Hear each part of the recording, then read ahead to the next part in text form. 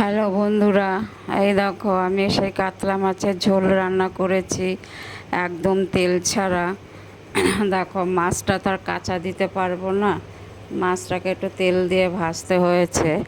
আর এই দেখো এই মাছের মধ্যে আলু দিয়েছি, বেগুন দিয়েছি আর ডাঁটা দিয়েছি, দিয়ে একদম পাতলা ঝোল করেছি, একদম মশলা ছাড়া তেল ছাড়া। তা ওকে তার আলু দেবো না, ওকে আলু খাওয়া বারণ। আর ডাঁটা বেগুন তুলে দিয়েছি আর মাছটা তুলে দিয়েছি। এখন কিছু করার নাই, আমার ছেলে খেতে ভালোবাসে, এখন কি করবো, এখন ওর সাথে সাথে এখন আমাদেরকেও এগুলো এরকম খেতে হবে। তা বন্ধুরা তোমরা দেখতে থাকো।